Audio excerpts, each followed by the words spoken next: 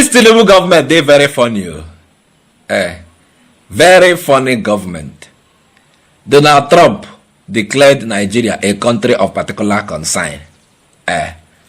It's a Christian genocide, of which we know, ONEME, is in existence here. Bombitalizing people inside church, buying people anyhow, Christians, sweeping them like a mushroom, buying everybody all the time. I get it. We know it is here, though. Not be only Christians, though. Other faiths are also inclusive. But majority of the now Christians, they wipe away. What is the agenda behind Boko Haram? It's not against Christians. Nigerian government, have they defeated Boko Haram? Answer is no. So when Trump comes up to say, hey, that country, a disgraceful country, this one, we are now declaring it as a country of particular concern, Christian genocide. All the correct. Very, very correct. Now, why do I say that these people are very funny? This is our government. For here now, all the news media, they have influenced them now. They are all shouting, bringing gas. Hey, we are a sovereign nation. Hey, cannot do this. Trump cannot threaten us. Hey, as if they can do anything. If Trump decides to invade this country, can Nigerian government or whatever they have, can they do anything? No. We would have done something if we retained our best brains here. But our best brains are out there, even working for the US government. Even in their military. Our best brains are there. Some of the equipment that they are using to intimidate us, like that, they have been, the manufacturing. Nigerians are also contributed to it with our first class brains. So our contributions now to the US military and everything. Oh yeah, they are telling us that if we do anyhow now, they will bring in their soldiers and clear everywhere. Because they have the machines and machineries. What do we have here? We don't have anything. Yeah, they are making, instead of the government to address the issue, they are saying, hey, a sovereign nation. Hey, what makes you a sovereign nation? He doesn't have the right. He doesn't. Okay, Trump doesn't have the right. But here, you people are denying Nigerians of their rights every day. We protest, you go to prison. Of which constitutionally we have the right to protest. No, they are right to be that. Okay, now I remember saying rights are not people's rights are not meant to be trampled upon. Ndara. They have made all the making noise here. But when they go over there, only a change here. Let me give you their special assistant or the special advisor to the president on policy making communication, whatever. That Ebola, the Asha woman. Let me give you that man. So that I go here with him talk. If that's not America, I travel go. He talk this one with a soft voice. Hey, they make a lot of talk. Help me watch that Ebola. I'm gonna watch.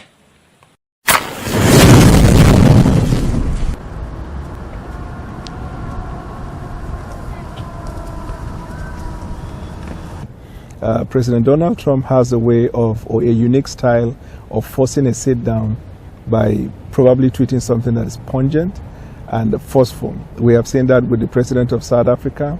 We've seen that sometimes back in his first time with the leader of North Korea. And then we see in recent time with Zelensky and some other leaders like that. We don't take it literally because we know Donald Trump thinks well of Nigeria. Donald Trump was the first American president to lift the embargo on the sale of arms, use executive order, and then authorize the sale of arms to Nigeria in 2017 or so when he came.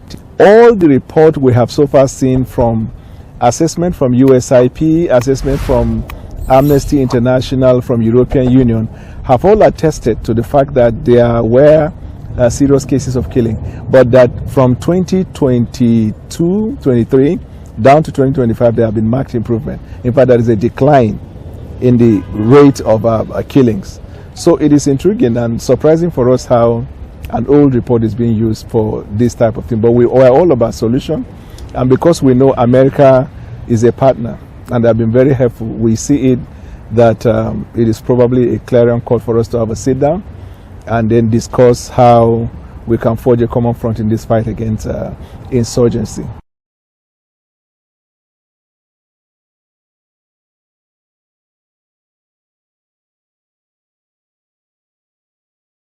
So a broad-based approach to it will require us having access to some of these weapons that will be very useful. Certain type of drone for surveillance, certain type of ammunitions, long-range ammunitions, even the aircraft. For now, we are using Super Tucano. We haven't been given the opportunity to have F-15, F-18, and F-22, and it is hard to get that from America for now. But these are the areas that we need that kind of cooperation from the American government. Our soldiers have the capability to deal with this thing, so we do not require the American soldiers boots on the ground. What we need is the apparatus, the equipment, the access to some of these things that will aid our own military force and some of the paramilitary and intelligence operatives to deal with this.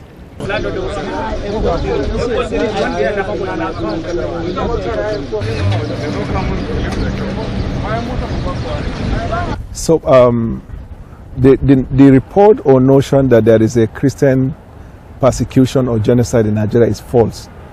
False both from the premise and the conclusion. It is not supported by data. God bless you. God bless you. Genocide is a targeted killing of a people because of their identity, and most often than not with the assistance of the state, either by way of policy or tacit approval or non-participation of government in stopping that. All of these factors do not apply to us. One, our government does not discriminate against any tribe or religion in the fight against insecurity.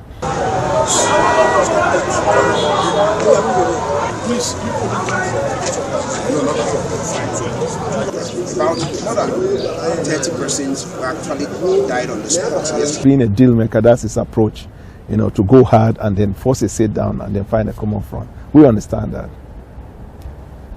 And you're willing to find a common front with him? We're willing. Anytime, any day. I personally, I have a feeling that in the next couple of days, they are going to have a sit down together. And then we will find a common front in this fight against insecurity. If you go to Africa, people respect Donald Trump because when it comes to fight against terrorism, he has never minced word. He was never politically correct about it. He's willing to fight it, and that's all we ask for. Leaders that can be very straightforward in that regard and willing to collaborate with you in that fight. So our areas of agreement far outweigh the disagreement, and we're going to deepen that area of agreement. And by the time we do that, we realize that there's actually no disagreement in existence. Yeah, it's as they talk, they bring down voice. He's almost like appealing. Hey, help us. Hey, give us machines. Give us arms and ammunitions. Give us attack helicopter. Give us this one. Give us that one. We even thank Trump for the one that he gave us. Okay, shout now. Shout, tell them there. If you do anyhow, you will see anyhow. If you do. Baba Melo, they know if you talk for there. Now, yeah, come Trump, I beg. If you want enter now, say you want conclude. Because all the very obvious that we cannot tackle insecurity. Government cannot tackle insecurity. The killings of Christians here, it exists. It's a genocide. Anybody that tells you otherwise is a liar. It's a genocide. In case you are planning to come, I beg, come with map. Come with map, oh. Where those people are, we know where they are now. Northeast, north central. You know where the bush you people have satellites now. On your satellites, fish them out where they are. So that as you're coming, now there they go direct. No near Rochukwu. Terrorists not there. No near this place. Pico. Use that your map and fish them out. Some of them are even in Asorok. Bombitalize there too. Plenty of now them they finance them. They are there. Use your map very well. Pico. No come Haruchuku. Thank you. Point well made. Ngwa. Let me give you a foreign news now. And a confirmation that these things exist. And what the president said to Trump when Trump declared Nigeria a country of particular concern. Watch this video. An urgent message from President Trump demanding Nigeria stop the brutal murders of thousands of Christians in the country or face possible action from the Pentagon. He posted in part, quote, "The USA will immediately stop all aid and assistance to Nigeria and may very well go into that now disgraced country guns a-blazing to completely wipe out the Islamic terrorists who are committing these horrible atrocities." Paul Adamu is a Nigerian Christian who was kidnapped by Boko Haram 2 years ago. He joins us now. It's so wonderful to have you on the show. Please tell us what happened to you. It was such a disheartening situation. 2 years ago, I was kidnapped by the dreaded Boko Haram along my way to the airport while I was traveling to Cameroon to meet some of my colleagues, and then I got kidnapped along the line, along the route. And you were held for how long? 12 days. Okay. And there are many people, especially young girls, who have been kidnapped by Boko Haram, put into forced marriages, forced conversions. They're still in captivity. The situation there is quite dire. You heard what President Trump has said. Here's what Nigeria's president has said in response. He said that the characterization of Nigeria as religiously intolerant does not reflect our national reality, nor does it take into consideration the consistent and sincere efforts of the government to safeguard freedom of religion and beliefs for all Nigerians. What's your message? What's it like to be a Christian in Nigeria? First, I want to thank and applaud the United States of American President Donald Trump for designating Nigeria as a CPC, because this is one of the things that we have always wanted. For the message of the Nigerian president, that I think at this point, I will say that there is a time when propaganda has no appeal, where propaganda has lost an appeal. And this is actually the time, because whatever is happening in Nigeria at this moment, I will say that Nigeria is the worst place to be as a Christian, like the worst place in the whole of the world to be as a Christian, because we wake up every day with news of killings. Every day with news of massacring of Christians. It's totally a genocide that is happening here in Nigeria. There is nothing anybody will tell me, because I have been in here for as long as I know. I've been in these places where these attacks have taken place. I've seen women who are crying for the loss of their husbands. I've seen children who are crying for the loss of their parents. I've seen parents who are crying for the loss of their children. I've been to churches that have been burnt down. These are not things that I've heard from the news or someone telling me. This is something that I witnessed somewhere. I've been myself. I've witnessed where terrorism is at the highest point, where people are killed and slaughtered like chickens every day. You see, huh? You see, as your president did an vacation, you saw all your president wrote there. You don't have that. You talk that to a what can you do? Nothing. Address the issues. You cannot address the issues. You are there speaking English and doing to who? To Trump. See, let me tell you, Trump is dedicated to a cause. When he's dedicated to a cause, you can't do anything. You cannot. What power? With their arms and ammunition, their equipment, you don't have anyone. So mellow and calm down. Address the issues. Onya bata here. Trump, if you enter, please start from Asorok.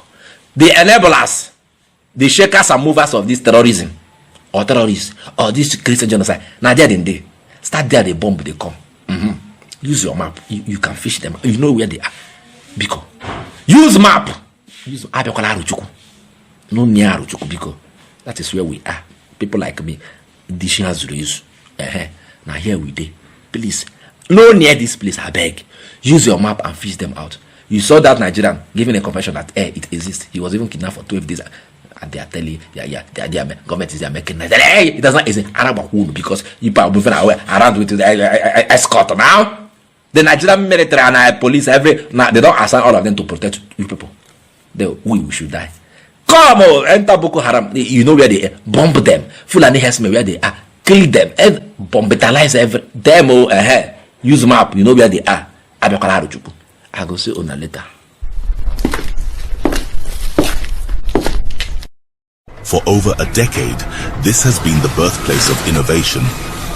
Innocent Vehicles is a testament to resilience, employing international best practices to create more than just a car. Every vehicle here tells a story of durability, fuel economy, and safety. crafted with the African spirit, the Nigerian heart. These vehicles surrounding me embody the unique concept of regionalization, each one designed to cater to the tastes and preferences of our people. From the streets in Nigeria to the terrains of the Sahara, these vehicles are designed for our roads, for our people.